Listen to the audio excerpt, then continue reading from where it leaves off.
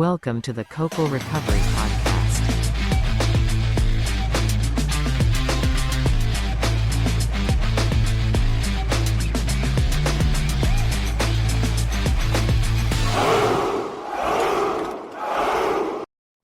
Okay. Wait, what about the song? Oh, you're just gonna put it in, right? Yeah. Actually, Oh, we can sorry. we can keep talking. Okay.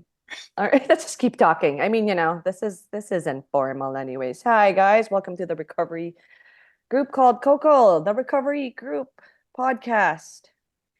The Coco Recovery Podcast let me do that again. The Coco Recovery Podcast presents the conversation of an informal group of friends gathered over coffee to discuss their current experience in recovery. The simple purpose of this podcast is to be helpful by sharing the realities of people living in recovery. The host and guest may or may not be practicing members of 12-step programs, and the Coco Recovery Podcast is not affiliated with any organization, institution, or facility, neither endorses nor opposes any causes or approaches to recovery and rehabilitation. Whatever is expressed in the podcast represents our individual experiences and opinions as of today. Hi, everyone. Welcome back to the Coco Republic podcast with your lovely host, and I am Carbs. I'm Pirate Mike. And I'm Barbie. Yes, and this is the Love Month episode. Dating in recovery. Nice. I mean, who Right. doesn't love talking about love, And yes. right? And that I, for shit. one, love being in love. Have you ever Oh. thought about that? Well, it's a- yeah, Right? definitely. Who doesn't love Yeah. being in love? And then you enter recovery. I'm just Right. kidding. Yeah, No. no, it's true. Yeah, It's true. It's true though. Yeah. Because for Mm. some reason, I now have standards that I didn't know exist. How is Yeah. that possible? Yeah, Hmm. it was easier to fall in love when you have beer goggles on, right? Right. Oh, yeah. It's true. I think that's what it is. You're just drunk the entire time, and and they just look a lot better and sound a lot better. I think And it you also hope when you see them the next day and you're sober and you're just like, oh, okay, I don't know about this. Oh, I've seen that movie. what do they call it when like The Walk of I Shame. remember You're gonna say the no Walk of Shame. No. Coyote Ugly. Oh, the Oh, bar. was it? No, that term Wait, what? Coyote Ugly. Yes, that's right. The Coyote term Ugly. The term Coyote Ugly. Oh, Mike, you don't No, know. please. Look. No, explain. It's isn't that what it means like when you wake up the next day and then you thought like you're with somebody who's like, oh Good my God, looking that's what it and hot. means? yeah, Oh, that's yeah. And then you fucked up. turn and you're like, oh, Coyote Ugly. Yeah. Isn't that what it means? Oh. That's what I thought of. I was like, Well, that makes sense. I know we're gonna run to the Google at some point, or probably At after some I this, know. but I that will makes after sense. this. I gotta. I remember it that way. But yeah, like Gee. yeah, Coyote Ugly. But then, as I was saying, like these standards that suddenly appeared because of recovery. Mm. Like I used to remember like, I had a reputation of kind of having Coyote Ugly boyfriends. Let's keep it at that. Oh, But like you were I would- committed after I was that. committed. After I the was next day. committed because like if you ask any of my friends, they'd be like, "Oh, she had the worst taste in men physically," and I would Oh. defend myself and be like, "But he's so nice or something," and then they all ended up cheating on me.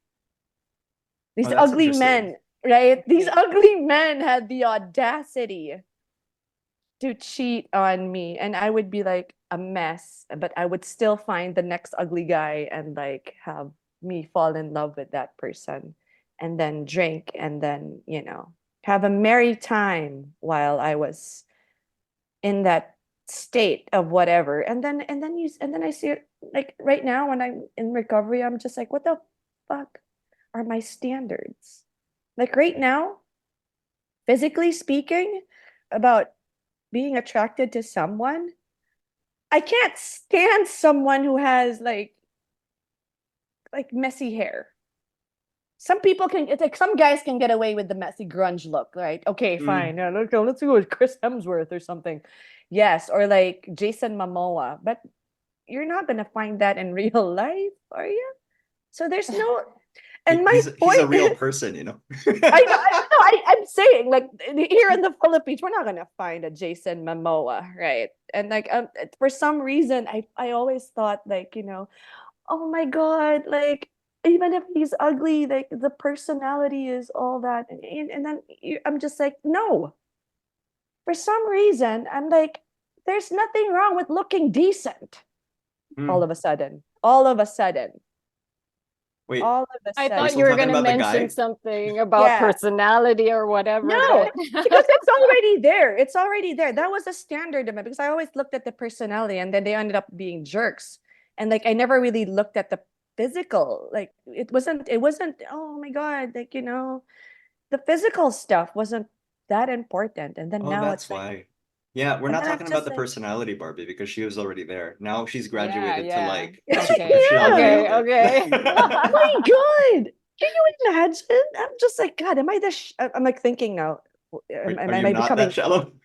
am I becoming shallow? Oh, Oh, really? It's the Because like, opposite. yeah. No, maybe you're just like, I don't think so. I think that you're just more aware of There what you they look go. like and how they Right. sound. And, I don't think you're becoming more shallow. I think you just, you're just more aware. You're there now, you're present in different the I beer guess moment, that's levels. true. and Yeah. your Yeah. standards do change, like, well, this Valentine's for me, I can say is like so much better than last year, that's for sure. Because last year, my ex-boyfriend dumped me on Valentine's Day. Great. Wasn't that so sweet? Okay, so That's he culture. invited me to a dinner, to an expensive dinner in a Spanish restaurant. He was Spanish. And, I got all dolled up. I went to the salon. I got a blow dry, in love with love. Like you said, I was in love with love. And I was so excited. And I brought my little suitcase with me because normally I would sleep over his place like once a week. And I was just ready to have my perfect Valentine's Day. And as soon as I got to his house, he just kissed me on the cheek and he goes, "We have to talk." And I Oh, was damn. like, what do you, okay. I'm like, oh no, right? Like, oh no, what is this about? And I kind of like already felt like he was pulling away a little bit before the Valentine's Day, thing, but I didn't think he was going to dump me because if he were, then he probably wouldn't have invited me, right? But no, I guess he thought that it was better to do it face to face on Oh, Valentine's Day. So he oh. told me How like, considerate. yeah, how Yeah. considerate, right? So Yeah. he told me like, I'm really sorry, but your life is a little too complicated for me. I Oh don't really shit. know. Yeah, I don't really know where I fit in your life. Oh, You've got a lot of stuff going on, and maybe we should just take a break. We should just take a break. But let me think about it. And I'll call you. And I was just like, I thought it was a joke. I was like, what? I was like, then why did you even ask me to come here? And then he was like, well, yeah. I just didn't know that it was going to go down this way. Yo. What, did he not Damn. like my outfit or something? Damn. But I Yeah. was like, and I couldn't believe it. And I thought to myself, well, this is my life. I'm a single mom. I'm an entrepreneur. My life is complicated. And I don't see my life changing, anytime Mhm. soon. So I told him, like, hey, you know what? Um, I think we should just break up because I'm not going to wait around, until my life is perfect enough for you, because it's not going to happen. And what he did was, after that happened, I left, right? So I got my little suitcase and I left his condo and I was all there dolled up and I was like, putang ina. I was like, what the hell just happened? And then I was just too stunned to cry. I was just really too stunned to cry. And then the next day I was like, maybe because I met him on Bumble, right? And I thought, maybe he just misses online dating, because men, especially foreigners that live here in the Philippines, it's so easy for them to get women, Yeah. that's just Mm, reality, not yeah, to yeah, put yeah. down Filipinos, but it's true. They No, they're just like, swipe, they have so many options, yeah. and maybe he missed it because I remember he said something like that. And true enough, I went on the app. He was back. He was back on the app the next day. And his profile picture was a picture that I took of him in Oh, Tagaytay. Oh, nice. geez. Nice. Wow. Yeah. Nice. So Classy. that's when I got really upset and I did drink. I was like God. sober for like 60 days at that time, and I relapsed. I relapsed. And I was like, oh my God. But I'm also thankful for that happened because that was my last relapse. Yeah. So Oh. yeah, that was Talk, my last. talk Oh. about that. Do you think when you relapsed, if you think about what was going through your mind, your feelings, were you drinking at him? Were you drinking at the situation? Were you drinking because you were overwhelmed and feeling hopeless? Like, what was the driver? I guess it stemmed from being unlovable You because felt when I like you were did, yeah, unlovable. Ah, so I was Yeah. despair. unlovable because that was a trigger Mm, for me. Because like when I, later on, I want to explain, like I did my fourth step like a few weeks ago, and it came out that I felt unlovable. So now that looking back, now I know the trigger. At that time, I didn't know what it was. I just thought it was mhm. the breakup, but it was more than that. It was the feeling of being unlovable and not good enough. Yeah. And that really triggered me to be like, I just drank and hiding it from my family again. And I remember my dad told me, it was like when he found out that I had broken up with my boyfriend, he was like, "You better not drink, huh?" He goes, "You Oh. better not drink and take this like an adult." And I was like, "What does Oh. that mean? What does that mean? Take it like an adult?" It means, I guess, don't drink. But of course, at first I tried, but I ended up drinking. But yeah, that was my last relapse. So I'm glad it happened. I'm glad it happened. I think certain things are meant to happen. And now I'm beginning to understand why old timers say you should wait when you're at least when you're 1 year sober to Mhm. date. Uh-huh. That's like this rule, right? That we always hear. Well, I mean, it's not in the book, right? Pirate Mike, it's not in the book. It's it's not in the That not. book. rule. No, It's it's not not. in the book. I mean, it is something that I don't know. I mean,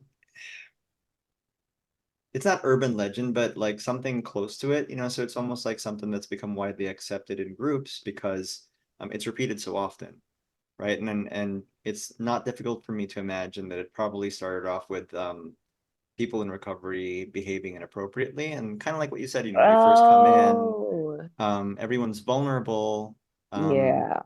feeling unlovable, wanting love in some, especially when we're coming in so down in the dumps. I mean, it's a natural feeling. And some people take advantage. Like that's also why we have, that term of like the 13th step. It's somebody who's, got some time in recovery, but taking advantage of people who are newer and less vulnerable or Mm, more vulnerable. Oh. And so yeah, whenever you hear that in the meeting, that's like that's what it if someone's That's referred what is. it to as like is. a 13th stepper, that's not a Yeah. good thing. But Really. Mm. it's kind of like so like we've talked about this, right? The waiting for 1 year. So it can be hazardous, but like I didn't. I And mean, how was that for you? um, I mean, I'm married to her, Okay. Oh, well, there so you Oh, but go. it was great. but There it you was one of go. those things where I mean, it's not like so we talk about the being in love with love, right? And it was only in recovery and kind of relatively recently that I realized that that is an actual problem. Because I heard it so much with friends and, especially in this country, like one of the jokes I used to have is growing up in the Philippines, like, you you throw a rock and you'll hit some like station that's playing light rock and love songs, right? Like there's so many, right? Like growing up in like the 80s and 90s, how many fucking like ballad like radio stations do we need? Oh my So God, yeah. it's a culture where people are in love with being in love, but Barbie, you talked about feeling unlovable. You know, I can relate to your experience, Carbs, and like if I was in love, then I'd usually take it to heights where I probably shouldn't have, and it was hard to like stay grounded.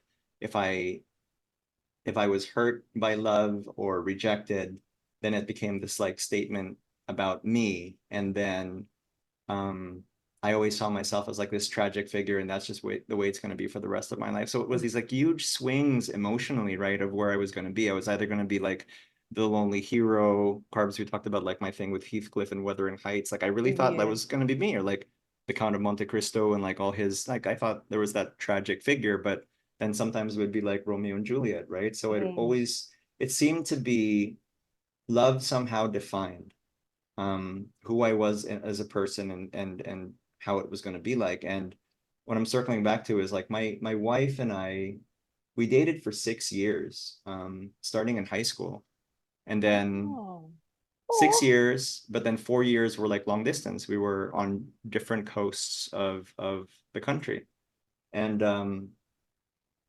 I can see now through recovery, right, that there was a fantasy that I kind of built up around that, to the point where when we were finally in the same place, 2 years later, we were broken up. And like it was bad, and there was no communication at all for 5 years.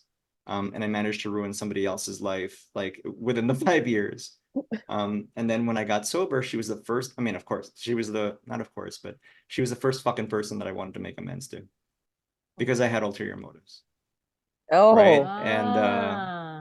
And I worked my way into it. You know, it was no, I mean, I didn't like convince You her. I mean, I guess schmoozed there your was, way. No. I guess so. I mean, I guess it was, you know, there was slid obviously into her some, DMs. there was Slid some into her unfinished DM. business apparently. So, you know, she made the choice to like get back together too, but that was reckless. I mean, I think that it worked out the way that it did, and I'm happy that it did. 2 beautiful kids now. Yeah. But at the same time, you know, I can see how my motivations were also, they were very selfish. They were very self-serving.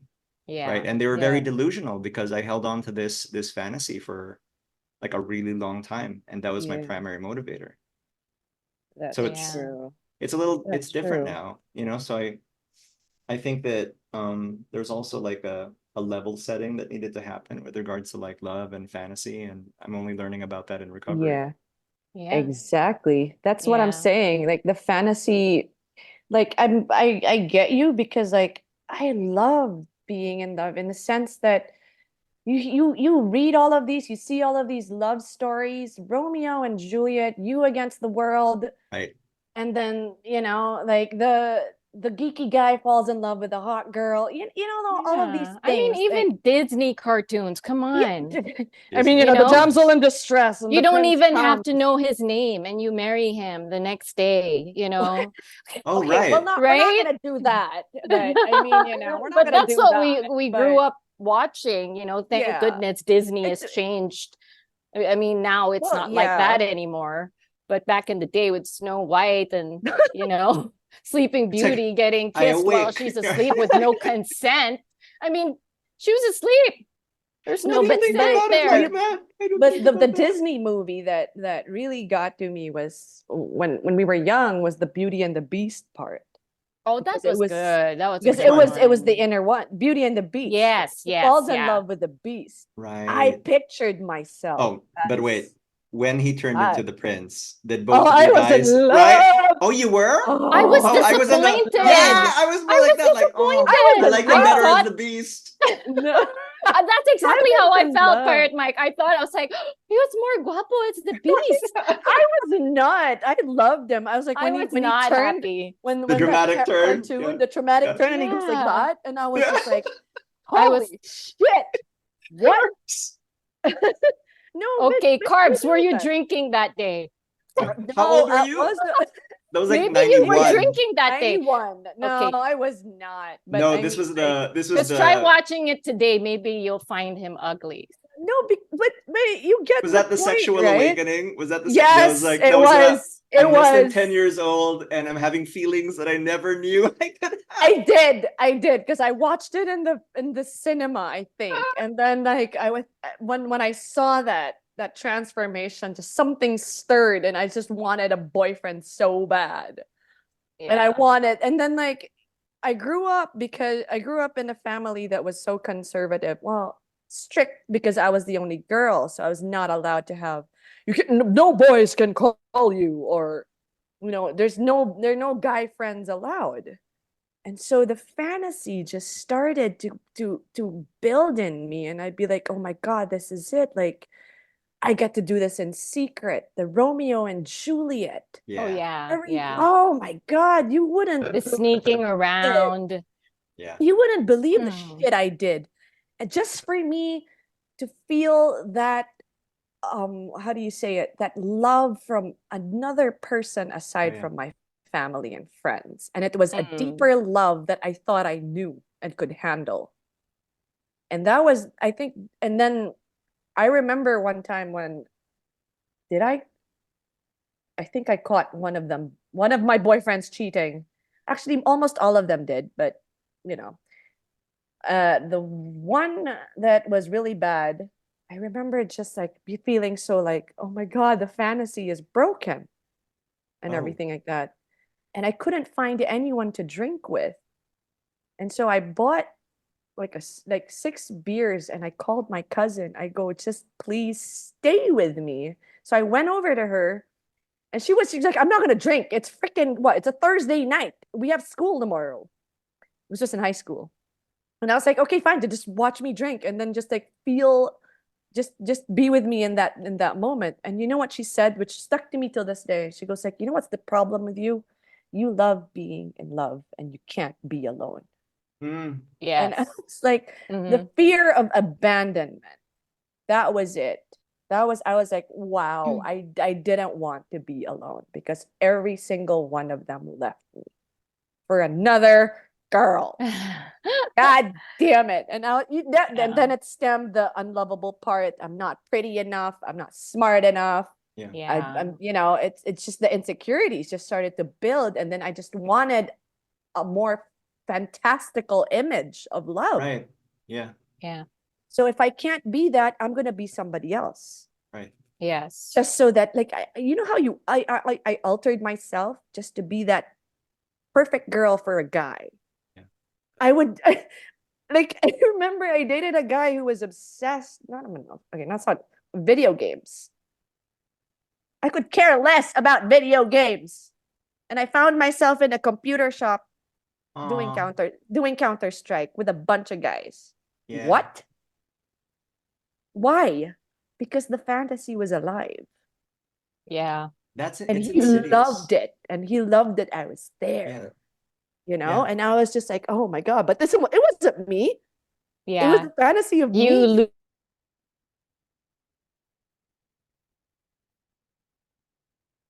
Insane. And then like I get dumped, and then I move on to the next, and I'm a different person again. And then in between all of that and all of that, you're drinking, you're doing whatever, you're having fun, and you're not realizing that, oh, I was completely just altering myself just to fit into the fantasy of love that I thought was just real. That was it for me. And then I got married, and then that was another fantasy. I was like, Oh yeah. Oh yeah. right? I'm a That's young another mom, fantasy. right? I'm a young mom. I'm gonna have a house. I did.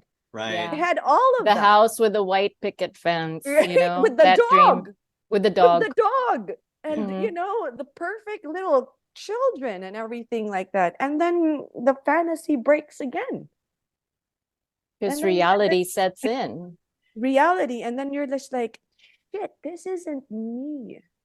But the reality in this case is an intruder. And it's like I've spoken with friends, right? Like bonding over drinks or whatever, and it's like people go through heartbreak. This story that you're telling, A lot of times people will be able to relate, but what's different, I think, for people who can identify with being, say, like a love and fantasy addict, is the extent to which it alters your perception of reality. Like I Mm-hmm. get what you're talking about in the sense of like so many times with me, and I was reading about it in recovery work, right? Like the person doesn't matter, say like we're in a relationship or whatever, like there are sometimes, or even somebody that's in like a burgeoning relationship, like I don't know how much I actually know these people, but what I'm holding on to more than anything else is what they represent. Mm. One of the stories that I had, and I told for like a heartbreak story that I told for a while, and I can see it with new eyes in recovery, is like I had so after a breakup, there was an ex-girlfriend, and she was with someone else, and it was a relationship that like meant a lot to me, right? And we were talking about it, and I decided to ask questions that were really the amount of like stabbing myself in the heart, right? So it was like, so what is it like being with this other person? Is it, I mean, um, what is it like when you guys are holding each other? Does it feel any different? And then she said, Yeah. like, it all feels the same. And so when you Hmm. talk about like the fantasy breaking, like that was Uh-huh. one of my moments. And when I think about it now, it was more important for me to hold on to the fantasy that me being with someone in this bubble was different and more special than anything else in the world, right? Yes. When the reality is like people get together, people hold each other, people, you know what I mean? Like it's not Yeah.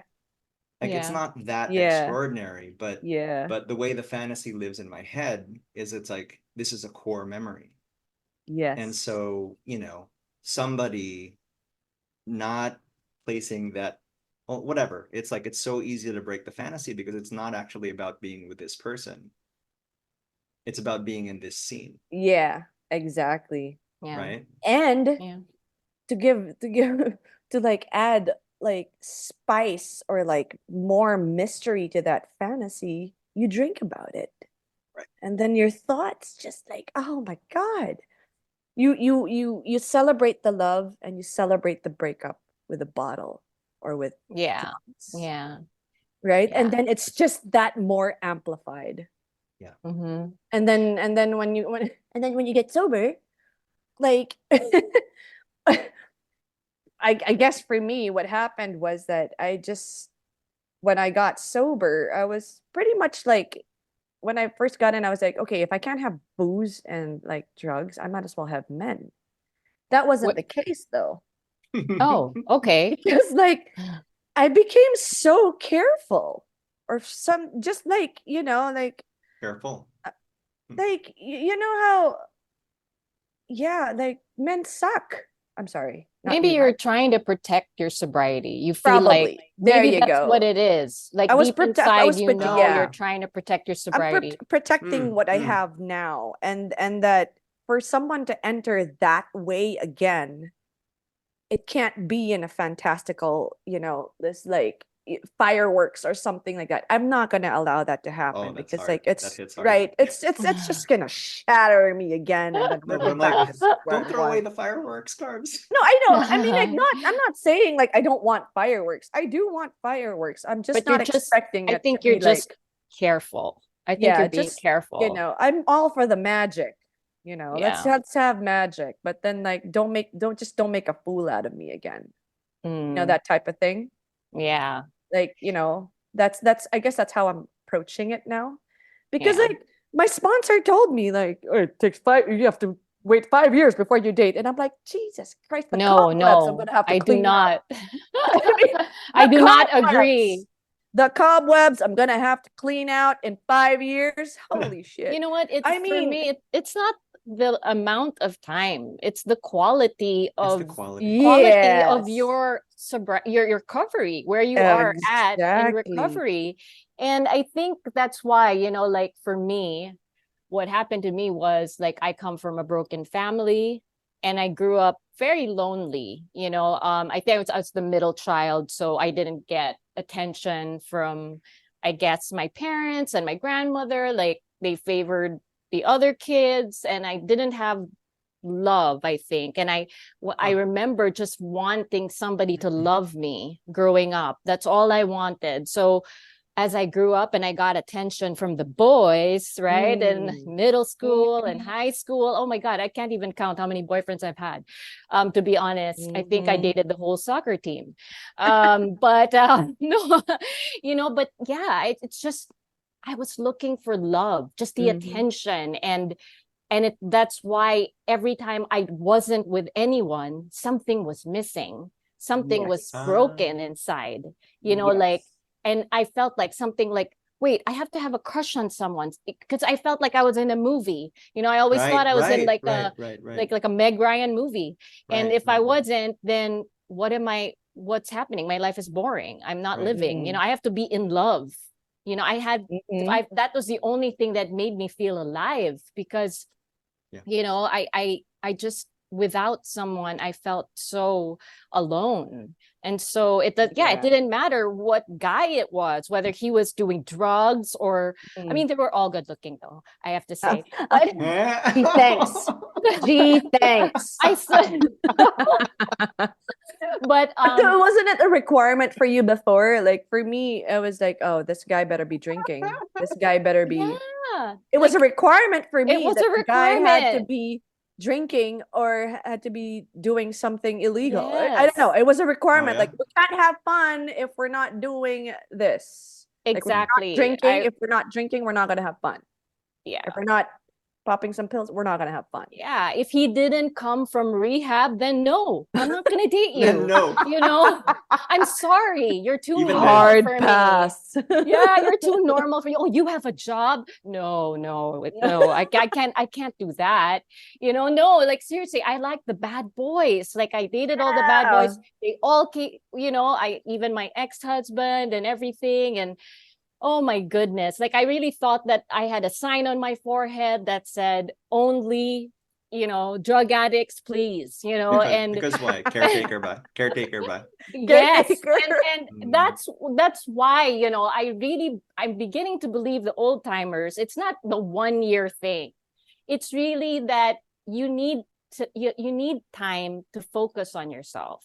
You have to learn how to love yourself first, right? Like when they say that you can't give something that you don't have, it's so true. And There when you're there, I was 4 months or 5 months into recovery, I started dating again, and I got lost. I found myself being a codependent again, and this guy was also in recovery, which I thought was safe. I thought, oh, if this guy is in Because he's in recovery, he understands. I don't have to explain why I'm going to meetings. Why am I? Because that's another subject altogether.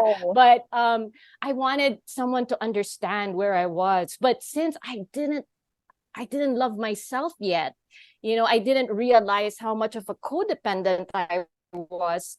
I was just repeating the cycle, of different men, but they're all the same. They're just different people, but they're all the same inside. They're all addicts, and I was still attracting the same men. And when I realized that, you know what, I really erased all my dating apps. I seriously did that because I knew that I wasn't ready. I'm not ready to date people just yet. And it's not because some old timer told me, but I realized it for myself that every time I do the steps, I find out something new about myself, a new resentment, or, a character defect that I have to work on. And if I don't work on myself first, I can't be the person who I want to be in a relationship with. You have to want to date yourself, right? Yeah. Like if you there don't you like go. yourself, then you're not going to find that person. You're not ready to be with that person who is right for you. So That's true. I really think that maybe people, in recovery, like if you're new to recovery, you should give it some time, but not like 1 year, 5 years. It's really arbitrary. more about arbitrary. No, the numbers Exactly. I agree with you about the quality of it. But also like recovery and the experience that they talk about, and I'll say with AA and like the the book there, um, like that goes like there's no time. You know, the experience that the recovery experience that they're talking about, like the different consciousness that they're talking about, like that can happen overnight, that can happen instantaneously. And I think, you know, you guys mentioned inventory. So with Mm. that, like part of it is taking a look at our love lives, right? And if we are in enough pain that we're willing to be truly honest about ourselves and what drives us and um, what makes us afraid, and we take a look at the way that we've approached sex and love, and we admit to, you know, how we've been using that, right? Like it's not just how many people I slept with that goes on that inventory. It's also how have I been manipulating sex and love as a primary driver in my life, you know, and that Mm. extends to Mm-hmm. like um, what have I been doing to get extra attention, even if I'm in a committed relationship, or like how, you know, because it's its own little high, and Yeah. these little deceits, right? That I'm, you know, these dishonesties that I'm really living with on my own, they're like 1,000 cuts. And if we're willing to take a look at that and be honest about it and use that to shape ideals, right? Then we can Mm. move forward with a better understanding. Maybe the self-love can come over time as well through practice. But Mm. honesty, that degree of honesty can help us uh, shape some kind of an ideal that's based in sanity. And it's not something that I learned how to do like on my own, but with a guide, you know, somebody who's more Yeah. familiar with how the program works and had that experience themselves. Like that's the kind of substance in dialogue when it comes to love that I needed when I was new. Because Mm-hmm. you can't, like, you meet people all the time, right? And Yes. who knows what happens, but then if, you know, if there's a higher ideal that you're kind of aiming for, um, then sanity can return, and you don't need to wait like 1 year, 5 years. Actually, I mean that same inventory, right? Like one of the things I joked about is one of the myths is, you know, like men can only sponsor men, women can only sponsor women. I get it. Yeah. I understand why, but then it's also like, well, then what's the fucking point of a sex inventory? Like if I if I did a sex inventory and I cleaned up that side of the street, you know, you're telling me that despite that work that I did, that I can never trust myself to have like a platonic relationship or a productive relationship with another woman. Like Mhm. women still need to fear Exactly. me, then I haven't done the work, Yes. you know? But Yes. it takes two people like to live with that kind of Yes. accountability. So, you know, there's still like a Mhm. human element. I mean, there's creepers everywhere, Oh yeah, but it's definitely. Oh like yeah. to make that like a rule. I remember somebody said something like there was a woman who I heard a story where it was like, yeah, no, I've been sober for years, but I never got a sponsor. I just kind of figured it out on my own because there were no women where I lived. And it's like, what the fuck is that? Seriously, I mean, good Yeah. for you that you're alive, but the Yeah. fact that like you're not getting kind of fellowship or guidance because you're surrounded by Mm-hmm. nothing but penis is like that's just like that's Exactly. insane. Yeah. Mhm. Yeah. Yeah. It's She's yeah. Like missing out on so much growth and guidance exactly. and Yeah. Friendship. yeah, friendship and Basic Because of friendship. fear. Because of fear. This whole like the whole program of recovery, one of the big things is being able to move beyond that fear. And yet, Exactly. no, can't trust the men in the room, so I'll just figure it out on my own. I mean, are all Right. the men Yeah. in the room that good looking? Sorry. Yeah.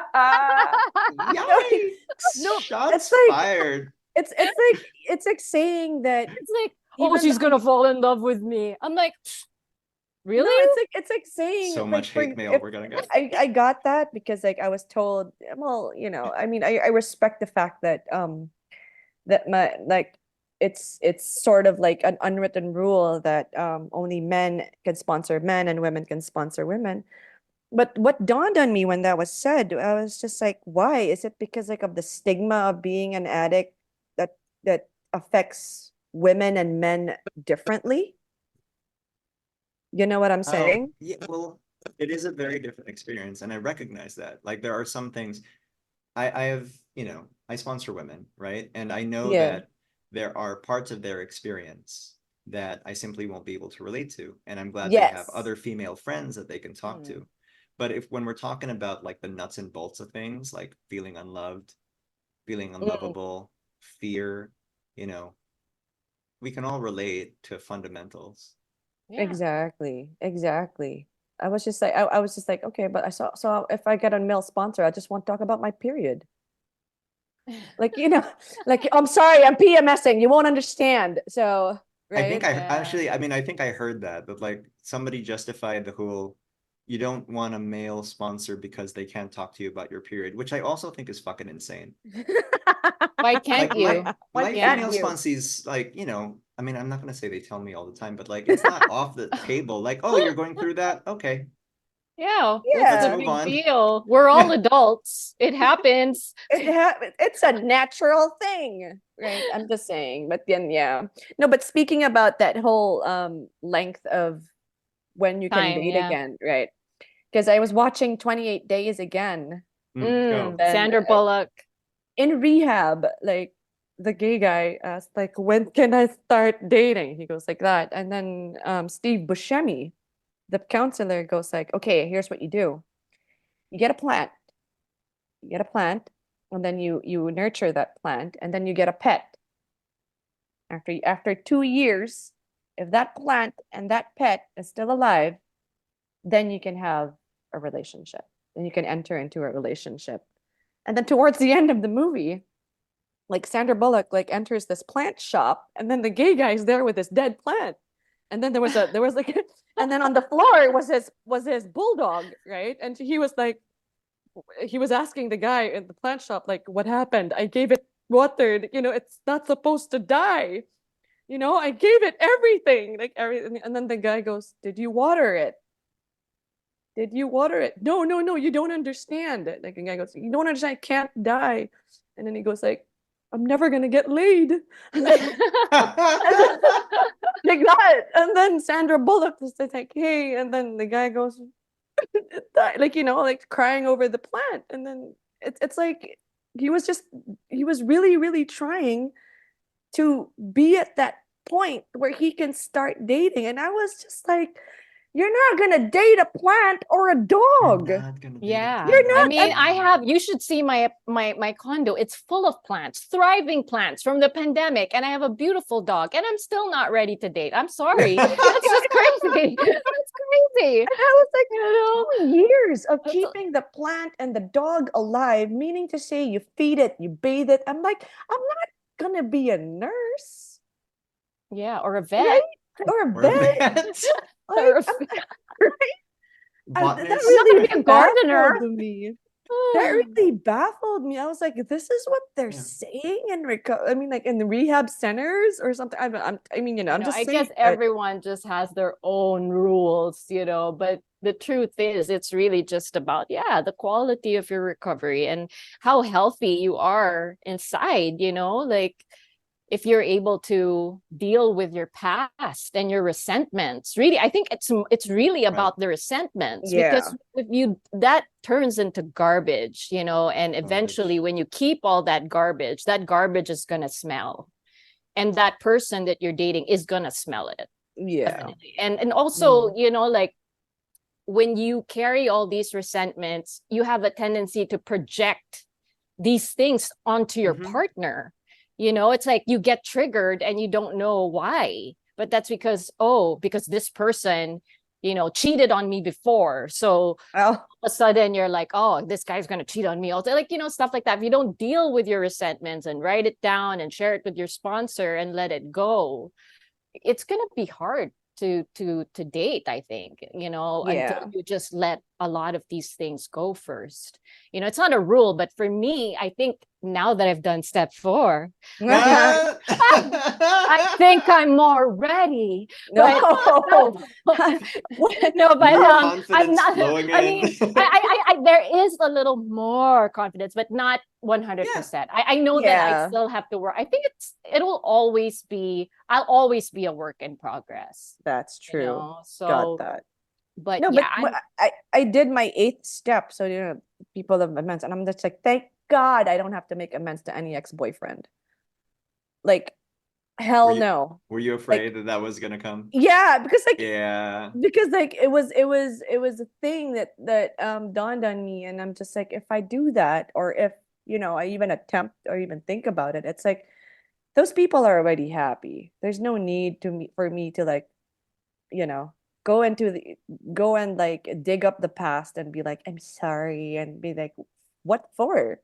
Yeah. There are some certain things, I mean, like, that should stay in the past, and I'm glad that I'm kind of learning how to do that already and not projecting it into my future relationships. That's good. Because Hey, like so like note for any newcomers who are working on their fourth step and listening, don't do your fourth thinking about your eighth, right? Like, yeah, yes, don't yes, it's yes, true do because you're gonna not. want to change it.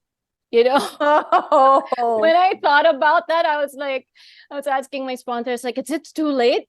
But I've written it down. Like, I want to change it. I was like, when I go to my 8th and then my 9th step, I have to go back to my 4th, and I'm like, no, I don't want to deal with these people. I don't want to talk to them.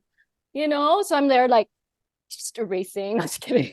No, I'm just gonna just let that one go and just right? see how it goes, One step at a and yeah. time. yeah, one step at a time. If I'll freak out if I think about my 8th and ninth But right we can now. go back to writing the fourth. I mean, like my sponsor just told me, just keep writing your fourth and your 10th step or whatever. Just keep doing it, and then we'll do another fifth or whatever. And I'm just like, yeah, I know. I know, because like there are some things that, when you're more aware, like now that I am, like things just start to pop up, Right. specifically in the love department. Like what I did when I was still actively using and, you know, drinking. It was like what I did for love that was just Oh, I know that gross. song. I love that song. Yeah, that song, What I Did for Love, I sang that in choir. You did. I did. I had a solo. Side I had a note, solo. Carbs, Oh, that okay. was my Side that was note. my that was my musical theater awakening, was like the little showcase that she did in choir. Oh my Yeah. God. I was like, I love these songs. That's where they're It's like, from. I love Broadway. All of a sudden, I love Broadway.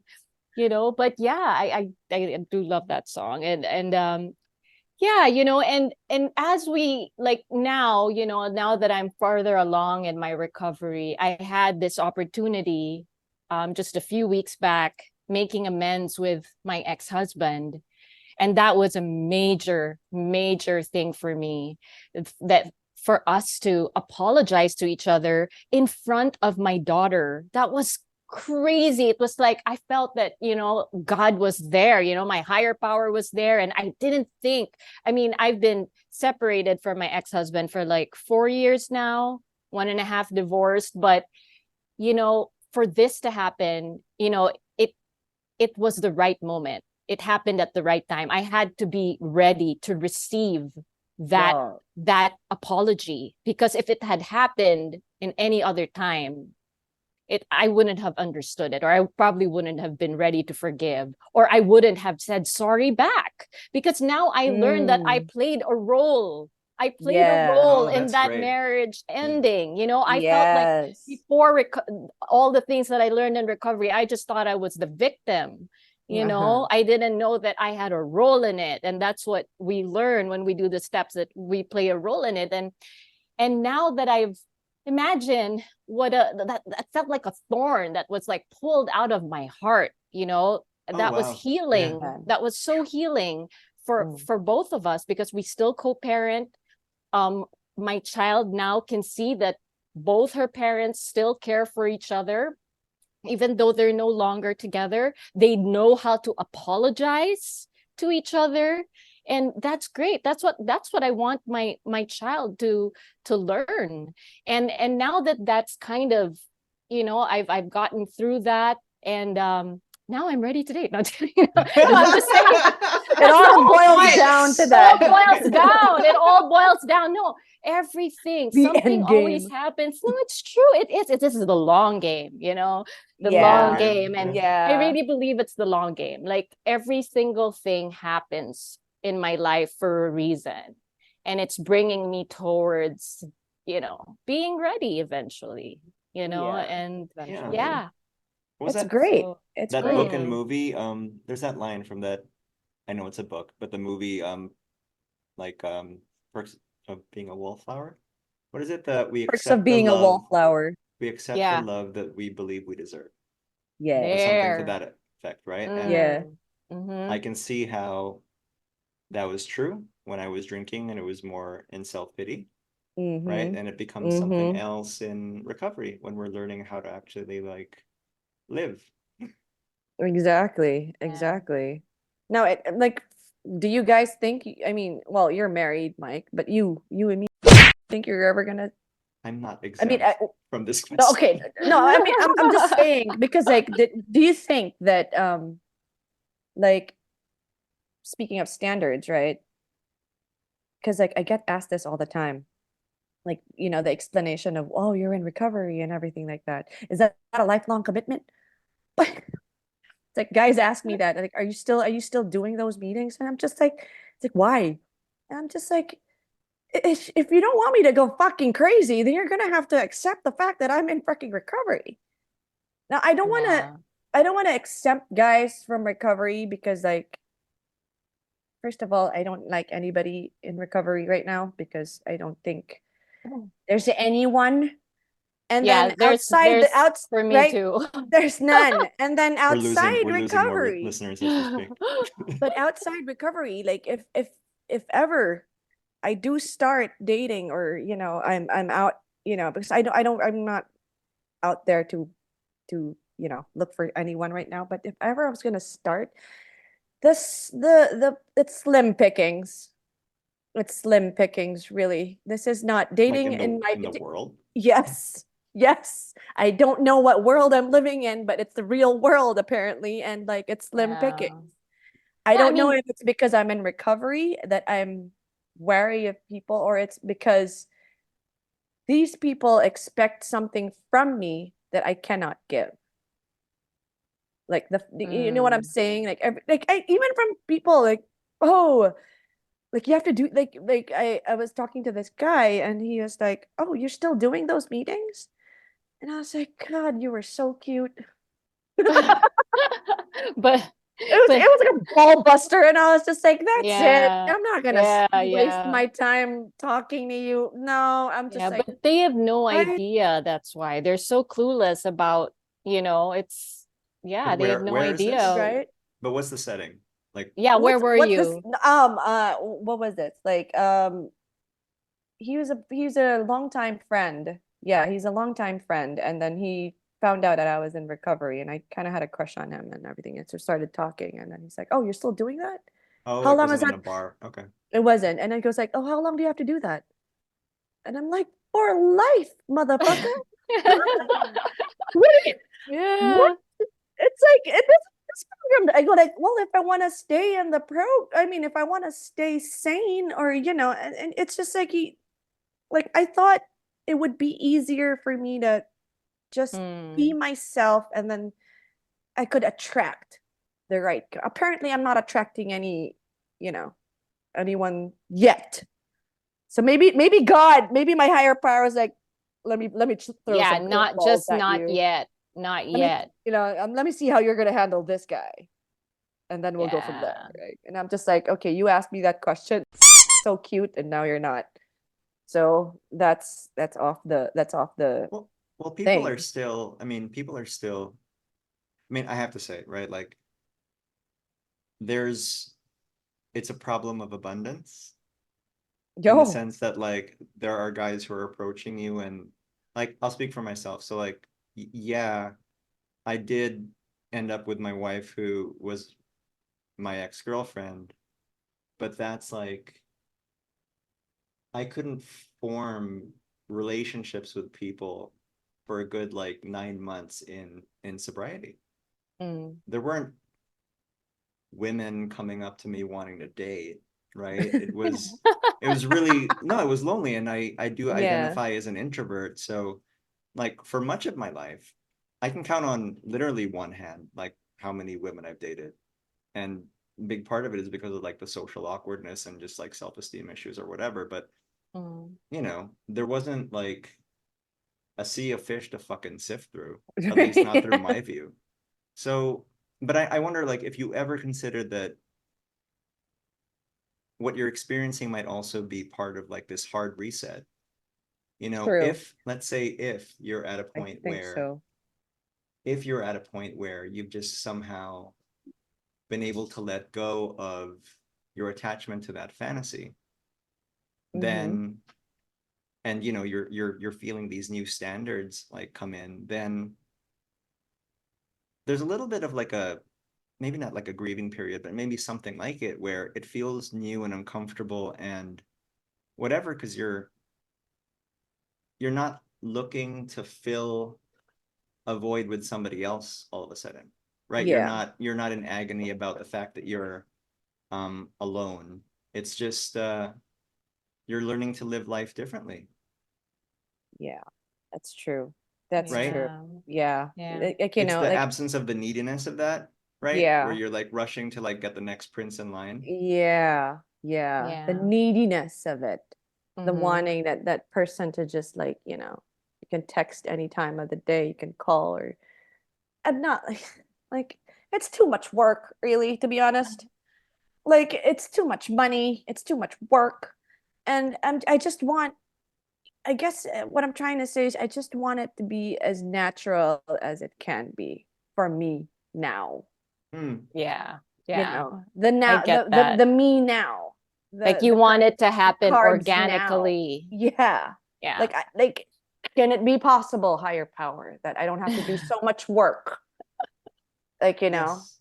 right? Like that's all Yes. I want. It's just somebody to come organically and I'm like, hey, oh, you're cute. What's up? And you know, like Yeah. just somebody just not to have to like be so how do you say it? I get this feeling where like I have to explain myself all of a sudden in a different way because of who I am now. And like I find that to be a hindrance in social gatherings or in social when I'm out like you know I stick to my group of friends. I don't like meeting other people. I don't like talking because like you know it's I don't want to have to explain anything anymore. Yeah. I'm done. I'm Yeah. done. That's another point. Like Right? when you meet someone, let's say, which I did, I met someone online. I mean, I dated, we went on 6 dates, and it was really hard for me to like, when am I supposed to tell him that I'm in recovery? Oh, Ooh. Right? oh, And oh. how See do you say how it? Right? how And I was just like, what do I say? Like, I'm allergic to alcohol.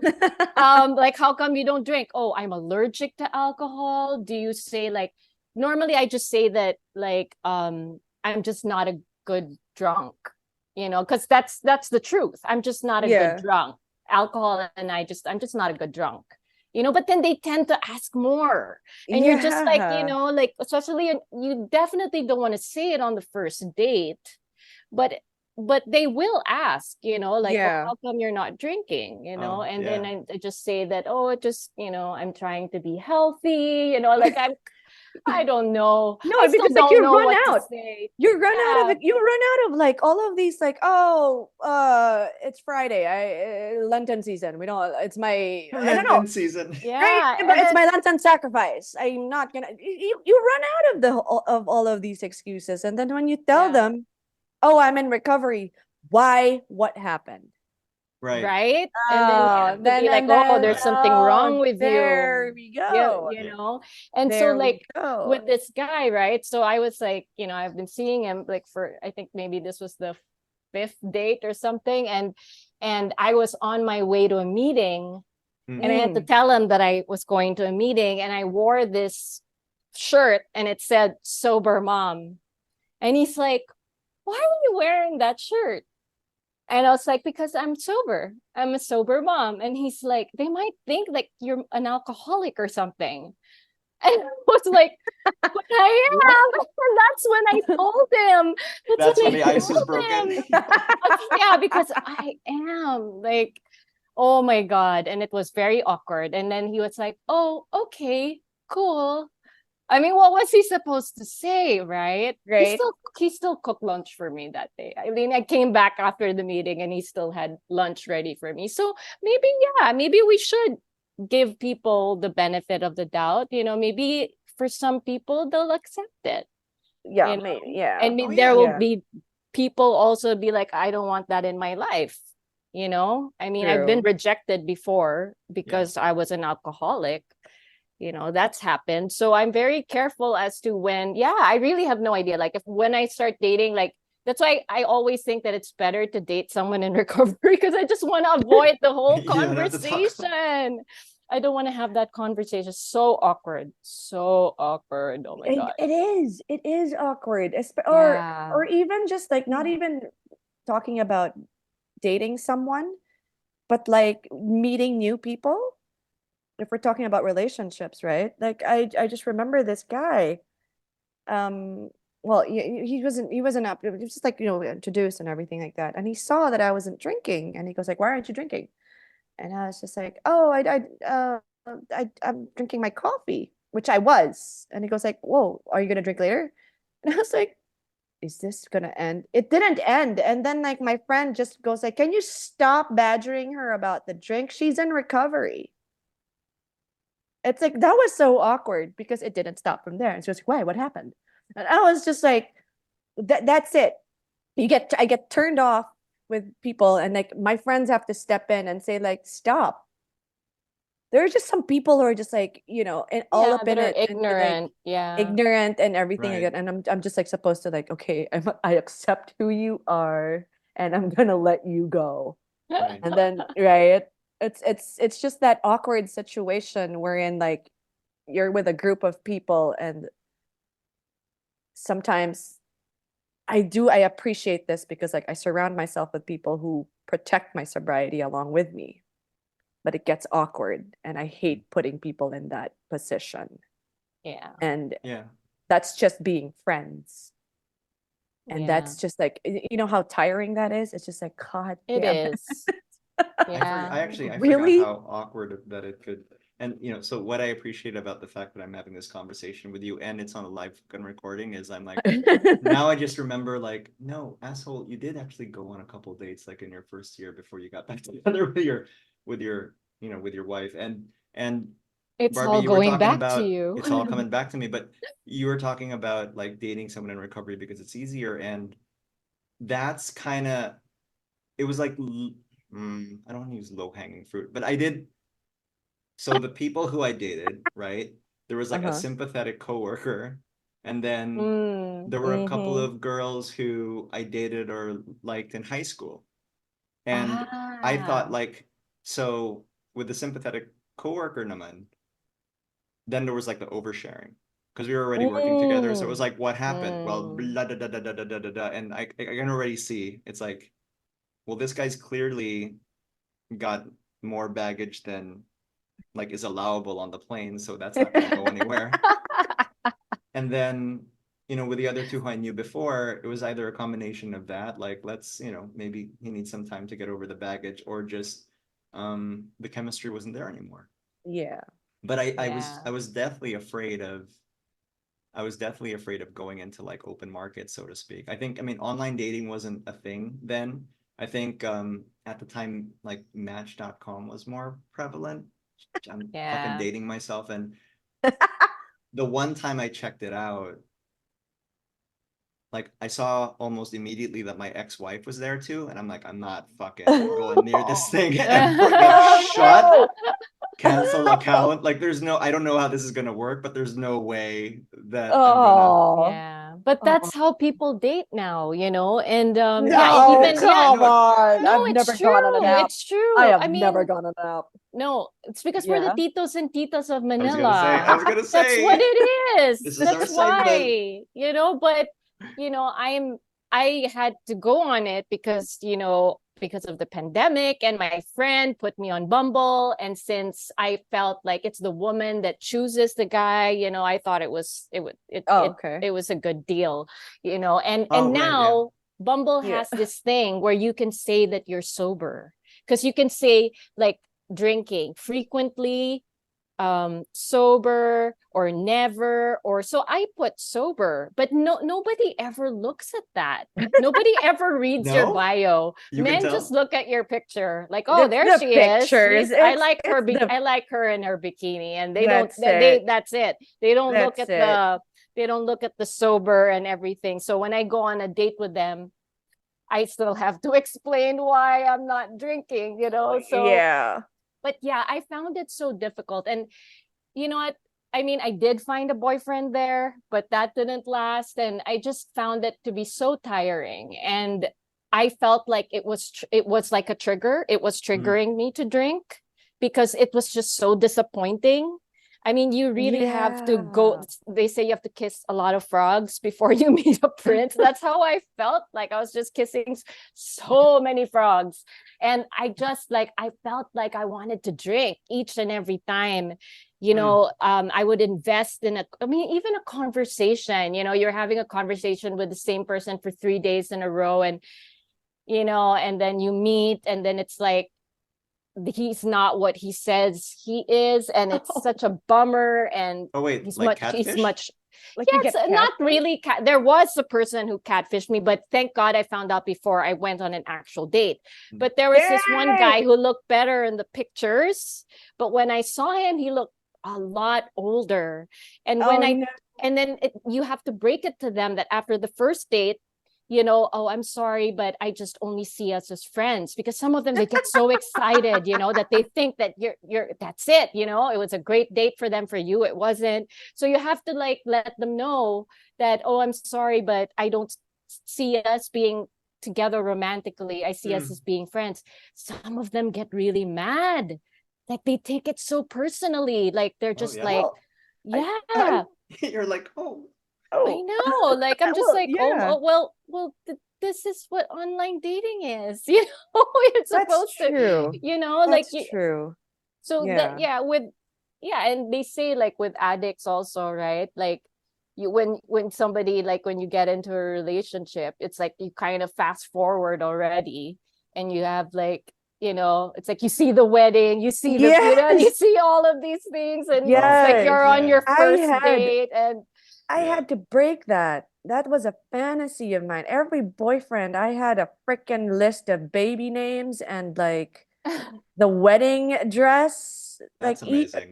right? Yeah. I had baby name. God damn it! But like that's it. Like I guess that's also yeah. that's why it's really scary. Like if people ghost you, like I mean, it's happened to me also. I'm not the one. I reject them, and I've also been rejected. And when you get rejected, you have to be in a good place. You have to Mm, not take it personally. That yeah, it's not you. It's just yeah. that they probably just didn't like the fact that I'm a single mom, or maybe they want to have kids, or I don't know. You Yeah. never know. Or But they're just jerks. I don't or know. they're just jerks, Or they're just and jerks.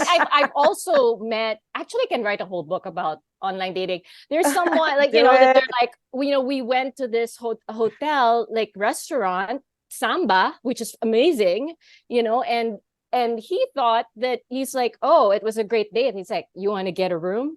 Oh, Oh damn. Oh my shit. God. I was like, fuck you. I Wow. went ape shit. I was like, you think that's the reason why I agreed to go to this restaurant, is because you think that I'll just, like have a one night stand, or like just sleep with you on the first date. I was so like angry. I was like, I just Holy shit. wasted an entire evening. And I kissed this guy on the date. Oh. I kissed him, and I was like, ew. Now I'm just like, ugh. And then yeah, after that date, I ended up drinking, Oh, and there you so go. I had to get off that shit, because I felt like now I really associate online dating with drinking. So that's why on Oh. my, like when I was 3 months in recovery, that's why I deleted the apps. I knew it. I knew that was a Oh. trigger. Oh, good And for you. yeah, Yeah. maybe Yeah, it's that's not for other amazing. people, because for other Yeah. people that's how they really meet. Like my sister found her girlfriend through the app, Hmm. also on Bumble. And they're still together. They've been together for like 2 years. They live together in a nice flat in New York, and it worked. Yeah, It works for sometimes. her, Sometimes Well, but it for does work. me, yeah, for me it doesn't work. The That's realization my that you love. had about the app, I mean, that's good, right? And this is, Mm-hmm. some people need an inventory to get to the same realization that you got on your own. Mm-hmm. And that's Yeah. kind of That's what true. we're, right? Because it's something that dies hard. I mean, there are people who I work with who, they were not, how do I put this? Like, they were not aware of how much of like their sex and love life they were actually kind of still keeping behind the scenes Mm. because it was so normal, like as a taboo Mm-hmm. or whatever. Maybe not even as a taboo, but just because they figure that like, no, I mean, I don't think I need to share about this. But we do, Mm. We you know, do. because it's everything that we're not willing to be honest about that, you know, mold will grow in the dark, right? Yeah. Yeah. True. And That's like true. for anyone in recovery, I'd say that, you know, probably like the common experience is just that. I mean, there's the cliche we're as sick as our secrets, and Mm-hmm. I think Mm-hmm. in this Mm-hmm. case it applies. You know, what are you not willing to be honest about? And then if you're not willing to be honest about that, you know, it's reasonable to expect that you'll probably experience some pain. Yeah. Yeah. Yeah. Yeah, That's when I true. talked to my sponsor, that I realized that I felt unlovable, that really that made me feel like the only time I will really date or be open to being in a relationship is when I already start feeling that I am loved. Mm. Yeah, of That's when I'm course. ready. And Of right now I'm course. just getting there. Mm-hmm. I'm beginning to feel that yes, I am lovable. I am, but I wasn't there yet. Like a Mm. few months ago, I wasn't there yet. I'm getting closer.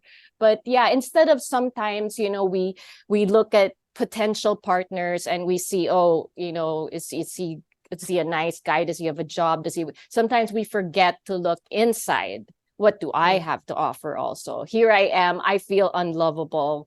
I don't think I would be a good Yeah. partner for anyone, right? Because I'm Mhm. going to expect that person to fill in everything, to fill in all the holes and the gaps and all the insecurities.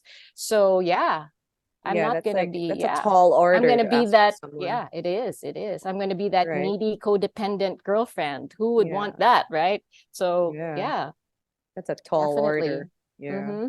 I mean, I like, mean, you more know, importantly, if you were the needy codependent girlfriend, then you'd be hurting yourself. Exactly. But then I would exactly. be the hot, needy, codependent girlfriend. There we go. At least, Line them up Line around the them up. block. yeah. Line them up. Oh my gosh, that's amazing. But yeah, I'm glad that you finally like Yeah, realized that I it was realized that that that that's like it's I think it's also important that that at least for me also that I recognize what triggers me in a person, not just a dating app or something like that, but just the person itself. Hmm. Like if that person's like, I don't know, like it'll just come to me. Like for example, like if that person doesn't have a job, then I'll be questioning like, is your personality worth it? No, like there's just like there's a thing like if it triggers me, you'd be like, okay, if I'm gonna be in a relationship with you, I better know what's gonna be triggering about you that I can tolerate. That won't that that's just enough. I'm not about to change you because that's another tall order to ask of someone. Right. That was a very tall order because It's like like an, I was I another was episode. I was talking yeah. no, because like I was talking to someone like, we started getting to know each other, but I just realized I was like, your lifestyle is like you go out a lot and I don't think I can, that's going to be triggering for me if you know Hmm. just knowing that you're out there and doing whatever, and it's not for me, Yeah. you know. Yeah. And I'm not going to ask you to change for me just so that we could be together, right? Because I'm not going to change. I'm not like I think I'm way past me changing, because I've done it so much already in my life, and I'm really comfortable where I am, and I'm growing. I'm learning all of these things, trying to be the best person for myself first, and then so that I could be the best person for whoever comes. But if that Mhm. person comes and I feel, and there's a spark, there's a connection, but then there's something that's triggering to me, then I still question, like, is it even worth it? Because like if it's something, it's that much of a protective thing, It's a because two-way like of street. course there's not going to be a problem with me. I don't go out, I stay in, But it's I do my work, right? it's a And this conversation is though, why I'm right? Right? inviting you to go on a hike, No. Carbs. Yeah. Carbs, Hell come on, let's go no. on that hike. Might be Hard cute guys. pass, hard You pass. didn't respond with the heart. I expected you to be the one. No, but I it's will. I I will guess, do that. but it's a conversation too. So I guess everything that you've actually shared in this episode, I think sounds reasonable. This is, Yeah, but opinion here, of one, but in terms of changing, if you have the conversation and the person is willing to work with you, then there's compromise, and that's what a relationship Yeah. is, right? yeah. If they're not willing to change, but then you're also saying that you now recognize that you don't need to, you don't feel as if you need to change in order to fit the mold, then that's growth on your part, and kudos Yeah. to that. Like Mhm. something better is going to come down the line, but it is No, I did is a have that two-way. yeah, I did have that conversation with him, and I said like, you do know I'm sober, and like, I can't go I can't go to I can't go to clubs. I was like, I even told him I can't go to discos. He's like, discos? Discos. I'm What, sorry. discotheque. Might It's as well like, say I'm discotheque. sorry, wait, no, I mean, what was it called? I can't go to clubs. Clubs. He's like, disco. I was like, I'm sorry. Like clubs. I can't go to clubs, and I can't go, to places like that, because that's I don't do that anymore. And don't I like that we can talk and everything like that, but I know that you would want somebody who can actually go with you to these kinds of places, and I can't be that person. Yeah. And I'm That's not going why, to ask you to change for me. Okay. like, my dream is basically to meet someone. Like, I wanted, like, that's why what I'm doing right now is I'm just following, like, I do things that I find enjoyable. Like I go to like coffee workshops, like latte art, like, where they teach you how to do the Yo. latte art. And then I'm going to this hike, but then it's with people with recovery, so I don't know about that. But maybe there's someone out there who's not in recovery, is joining our group, who knows? But yeah, and then Friend of a friend. It's always like that. Oh, he's a friend of a friend.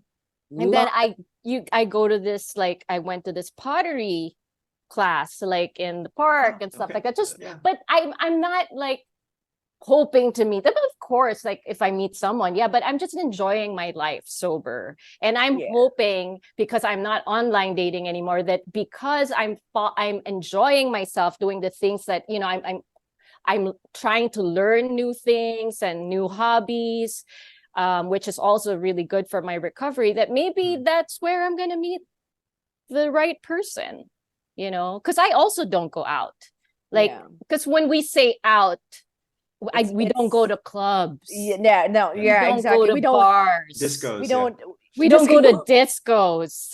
No, like that's what I'm saying. Like I Parade. don't expect me to to go on in places where people are having ragers. You know what I'm saying? Like, Yeah. right? I'm not gonna be there. I'm not gonna be there. And I know that you enjoy like this person. I know you enjoy still going to these things, but that's not me anymore. Yeah. If you asked me like 18 months ago, yeah, but sorry, I didn't meet you back then. So yeah, it's a hard pass. TM. It's a hard pass for me. So yeah, there you go. Like dating in recovery is a challenge, but I believe it's going to be worthwhile if somebody does come and I'm in the right place and I'm in the right emotional, mental, and spiritual state, and that I'm going to be the best person for that person as well. Yeah. You know? Yeah. There's no compromise. I mean, like, sure, there's going to be little compromises. Like, yeah, I don't drive, I jet driven, so you're going to have to drive me everywhere. But, like, not the major compromises anymore because it's not, it's just, I'm done with that. I'm done. Yeah. Me And too.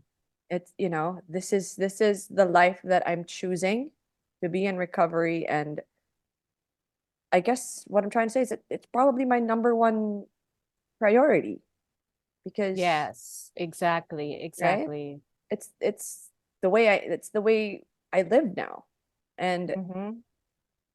it'll just be like I'm thinking now it's gonna be a freaking awesome bonus in life to have somebody to share it with. Bonus. Yeah. And I Just know a this bonus. sounds, yeah, I know this sounds cheesy, but yeah, it's in God's perfect time. Like for me, Exactly. it's, Yeah. he's never late, he's never too early, he's always on time. So I'm just going to trust that when it happens and it's going to be in God's time.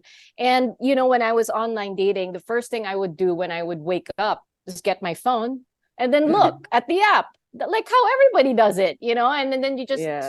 swipe, and you're like, oh, this guy, okay, all right. And it's like now I wake up and the first thing I do is I look at, all the AA, like all the, like the readings. That's the first thing I do because from different home groups, that's the first thing I do. And then I pray. Imagine from like Wow. Bumble to pray, and then I work out. It's a completely different life. And so, yeah, so I wasn't meeting the right guy doing that. So now that I'm doing something different, then I'm going to be expecting a different result, right? Right? Yeah, there you Right. go. There you go. Yeah. Well, Maybe Cheers by to the that. next episode, I'll have cheers a to boyfriend. that. Oh, you mean in 2 weeks? In In 2 weeks. Oh, yeah. I'll be like, guys, I'm getting married. Oh, shit. We'll be having a wedding by Easter. We'll be having a wedding by Easter. Happy Love Month, you too. Happy I health know. and happiness. Yes. health, happiness, and bonuses in our lives. Yes. Bonuses. Love bonuses. There you go. Thank you. Okay. Thank Love you. you guys. Love you both. Love you.